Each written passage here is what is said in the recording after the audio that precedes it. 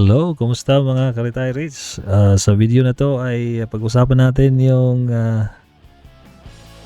nangyaring buhusan dito sa ating market. So last time, very optimistic tayo, no?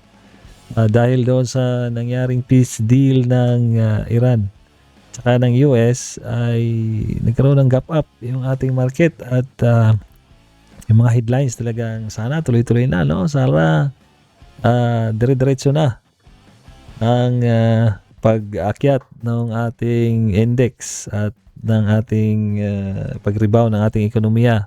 Gawa nung conflict dito sa Middle East ay talagang bumalik tayo almost sa nag 5,000 yata. So, okay, let's check kung ano ba nangyari dito.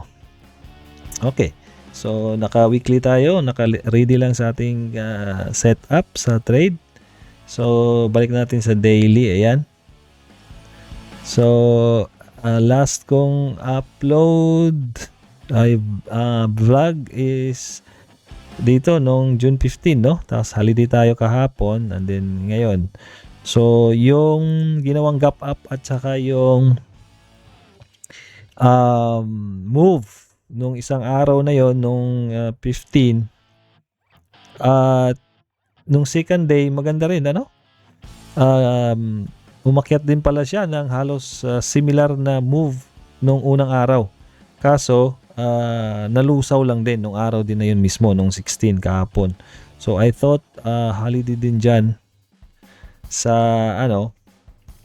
holiday din dyan sa Pinas, pero hindi naman pala. Open pala yung ating merkado kahapon dahil nga sinicelebrate yung Hijri New Year, no? Okay, so since nandito tayo sa Islamic country, so holiday tayo. So sa Pinas naman, ino-observe din natin naman yung ibang mga holidays, no? Kagaya ng Eid al-Adha nung nakaraan ay ano rin sa atin, holiday. Pero ito palang Hijri New Year ay hindi, ano? So open yung market natin kahapon. So yun nga nangyari, umakyat siya in the second day, second move after nung announcement ng peace deal between Iran and US. Okay, umakyat tapos nalusaw, tapos ngayon bumalik lang din dati kung saan nag-umpisa yung ating gap up. So parang tingin natin ay i-feel lang yata niya yung gap, no? Sana magsusupport dyan sa area na yan. At bukas, hindi pa. Webis pa bukas. So may dalawang trading day pa. So ayan yung nangyari. So ang isa sa pinaka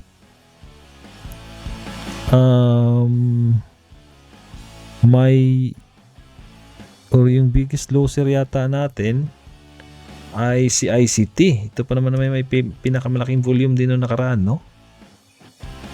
So ayan nga, oh. So taking profits na ba sila?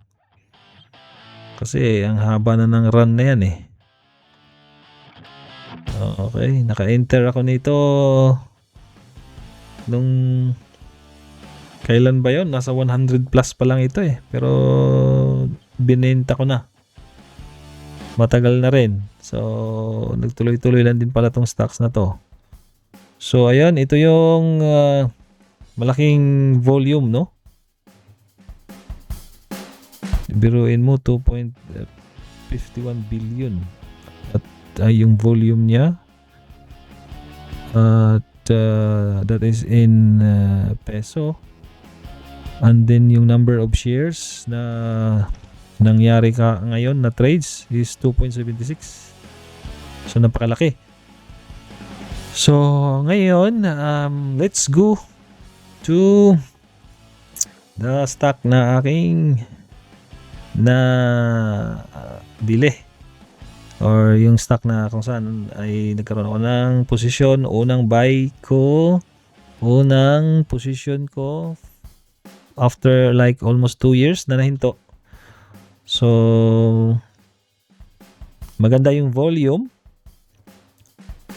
Okay, so tatlong sunod na araw pero ngayon mahina hindi bumuhos, hindi sumali sa buhusan ngayong araw na to. So dalawang consecutive na araw ay sobrang doble sa average yung volume natin. Pero ngayong araw medyo humina. So nag-hold yung ating mga yung mga may posisyon ay nag-hold lang sa stock na to. So lumamang pa rin yung mga buyers, no? Kaya green candle tayo ngayon. So kung tingnan natin sa 1 week ba, so pasok pa rin siya sa ating setup, walang sell signal, magandang volume, malapit na mag-cross yung CCI, above Alma line pa rin yung ating price. Ayun.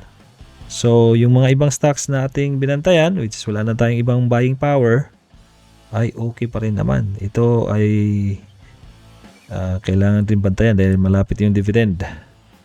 Pero so far okay pa rin siya. So sa Emperador naman maganda rin. Pero masyadong nire-reject na sa taas. So mukhang mahaba pa ang gagawing sideways yata nito. Kasi ganyan lang galawan yung Emperador magkakaroon ng consolidation yung mahaba. Tapos piktado rin siya nung umpisa ng conflict. Tapos ito dahan-dahan siyang bumalik sa dati niyang level. Tapos nagkaroon na ng nag-sideways na siya dyan. Pero kita mo yung mga move nito. Pag nag-sideways siya ng mahaba, magkakaroon ng run. Oo. Gaya nito, napakahabang sideways tapos biglang mag-move pataas. It's either ganitong move pababa rin, pero ang structure niya ay magko-consolidate muna ng napakatagal. So dapat meron ka rin time stop, no? Umabot na ng ilang araw, ilang linggo, depende kasi yan sa strategy mo. Pero pag trading, siyempre mag-swing ay at least mga ilang weeks lang. So binabantayan ko ito, nakatatlong araw, so walang significant move. So babantayan natin yan kung masyado matagal yung move, pero so far maganda pa naman, ay pwede nating implement yung time stop kung talagang tuluyan lang siyang mag sideways, no? Sayang kasi yung panahon, mayroong mga ibang opportunity. So for sure by next week ay mag-i-screen ulit ako to see kung walang movement ay benta, hanap na ibang opportunity na may pagkakataon. Pero so far ay okay pa naman, volume bumalik na ulit siya.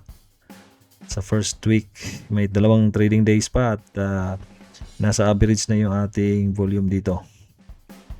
So goods pa rin. So ano pa bang mga balita ngayon sa ating merkado?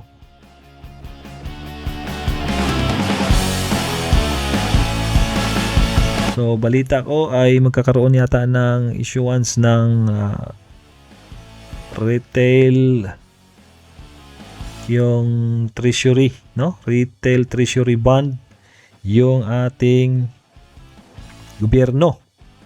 So yung retail treasury bond open yun para sa mga investing public. So maganda yun. At isa sa mga outlet or isa sa mga bangko na pwede kang mag-open na mas napakadali lang is yung OS Bank. Kung meron kang online banking noon, may may option na pwede kang bumili ng retail bond. So last time nakabili ako at every 2 or 3 months ay bumabalik yung pera, no? Kasama yung interest. So hindi naman siya ganoon kalaki pero napaka kasi na ito, no? Napaka